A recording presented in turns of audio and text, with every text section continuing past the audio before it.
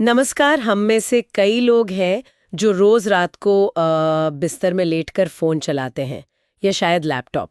हाँ, ये तो बहुत आम है आजकल। बिल्कुल। और फिर सुबह उठकर सोचते हैं कि भाई 8 घंटे सो लिए फिर भी ये थकान क्यों महसूस हो रही है। सही बात। तो आज की हमारी ये जो गहरी पड़ताल है ना, वो इसी गुत्थी को सुलझाने पर है कि कैसे सोने से पहले स्क्रीन का इस्तेमाल हमारी नींद पर असर डाल रहा है। हम इसके पीछे का साइंस समझने की कोशिश करेंगे और जानेंगे कि क्यों जरूरी है सोने से पहले स्क्रीन से थोड़ी दूरी बनाना। क्या लगता है, ये आदत सच में हमारी नींद चुरा रही है? देखिए, ये आजकल एक बहुत बड़ी चिंता बन गई है। हमारी जो ये डिजिटल लाइफ है ना, हाँ। और लोगों की जो नींद की समस्याएं बढ़ रही हैं, हाँ। उनमें एक सीधा कनेक्शन दिखता है। अच्छा। हाँ, इसमें मोटे तौर पे दो चीजें हैं। एक तो वो स्क्रीन से निकलने वाली तेज नीली रोशनी, जिसे ब्लू लाइट कहते हैं। हाँ, ब्लू लाइट बहुत सुना है इसके बारे में। और दूसरी चीज है सोने से ठीक पहले दिमाग का जरूरत से ज्यादा एक्टिव हो जाना, स्टिमुलेट हो जाना। अच्छा, तो पहले ये ब्लू लाइट वाली बात करते हैं, ये असल में है क्या? और हमारे शरीर में वो जो नींद वाला हार्मोन होता है मेलाटोनिन, हाँ, मेलाटोनिन। उसके साथ क्या करती है ये ब्लू लाइट? सुना है मेलाटोनिन अंधेरे में बनता है, तो क्या ये रोशनी उसे रोक देती है? बिल्कुल, आपने सही समझा।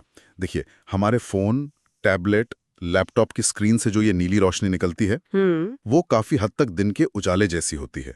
तो जब रात में ये हमारी आंखों पर पड़ती है, तो हमारे दिमाग को सिग्नल जाता है कि अरे अभी तो दिन है। ओह। और नतीजा, वो जो मेलाटोनिन का बनना है, जो अंधेरा होने पर हमें नींद लाने के लिए शुरू होना चाहिए, वो या तो कम हो जाता है या बहुत देर से शुरू होता है। अच्छा, मतलब नींद देर से आती है। देर से आती है, या फिर जो नींद की गहराई होती है ना, वो कम हो जाती है। और फिर सुबह उठकर वो थकान महसूस होती है। और वो जो फोन में नाइट मोड या ब्लू लाइट फिल्टर होते हैं, उनका क्या, वो कुछ काम करते हैं? देखिए, वो ब्लू लाइट को कुछ हद तक कम जरूर करते हैं। ऐसा नहीं है कि बिल्कुल बेकार हैं, लेकिन वो उसे पूरी तरह खत्म नहीं करते। और स्क्रीन की चमक और उस पर हम देख क्या रहे हैं, वो कंटेंट भी तो दिमाग को जगाए रखने के लिए काफी है। हाँ, ये भी बात है। तो सबसे अच्छा तो यही है कि सोने से पहले स्क्रीन को अलविदा कह दिया जाए। फिल्टर एक छोटा सा उपाय है, पूरा हल नहीं। समझ गई।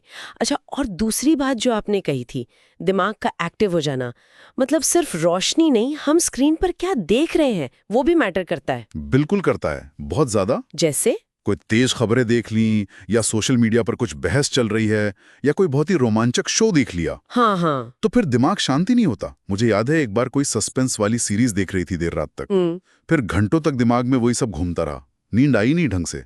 आपने बिल्कुल सही नस पकड़ी है। इसी को कहते हैं कॉग्निटिव ओवरस्टिमुलेशन, मतलब दिमागी अति उत्तेजना।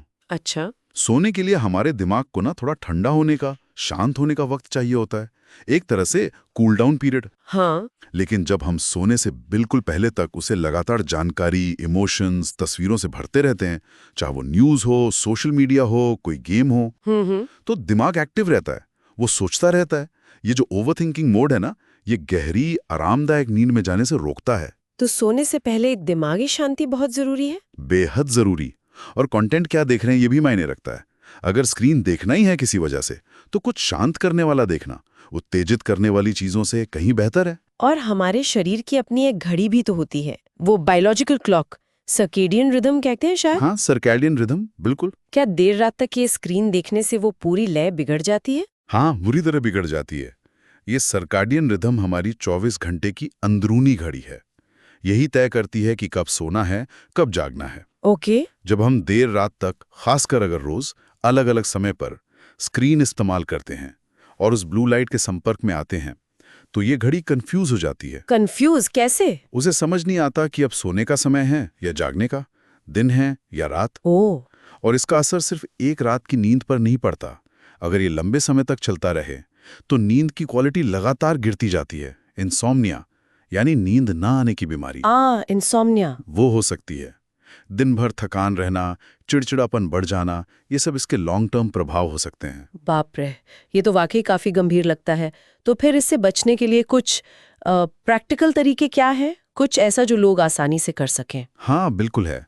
और अच्छी बात यह है कि छोटे छोटे बदलावों से शुरुआत की जा सकती है। अच्छा। सबसे पहला और सबसे जरूरी कदम, सोने से कम 1 घंटा पहले, मैं तो कहूंगा हो सके तो 1.5-2 घंटे पहले, हर तरह की स्क्रीन बंद कर दें।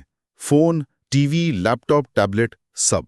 1 घंटा एकदम से शायद मुश्किल हो। हाँ, हो सकता है, तो 30 मिनट से शुरू करें, फिर धीरे धीरे इस टाइम गैप को बढ़ाएं। ओके, ठीक है। और दूसरा, अपने बेडरूम को एक डिजिटल फ्री जोन बनाने की कोशिश करें, सख्ती से। मतलब फोन, टैबलेट वगैरह कमरे के बाहर चार्ज करें। अलार्म के लिए वो पुरानी वाली सिंपल अलार्म घड़ी ले आएं। हाँ, वो टिक टिक वाली। हाँ, या कोई भी सिंपल डिजिटल घड़ी जिसमें बस टाइम दिखे। ठीक है। और तीसरा, सोने से पहले की एक अच्छी रिलैक्सिंग रूटीन बनाएं। कुछ ऐसा जो आपके दिमाग को सिग्नल दे कि अब सोने का टाइम हो रहा है। जैसे क्या कर सकते हैं? कुछ भी जो आपको शांत करे। हल्की रोशनी में कोई किताब पढ़ना, कागज वाली किताब, स्क्रीन वाली नहीं। हाँ, ठीक है। या कोई शांत संगीत सुनना, या कुछ 5-10 मिनट आंखें बंद करके गहरी सांसें लेना। कुछ लोग सोने से पहले लिखते हैं, जर्नलिंग करते हैं, या हल्का गर्म पानी पीते हैं। जो भी आपके लिए काम करे। ये तरीके समझ में आ रहे हैं।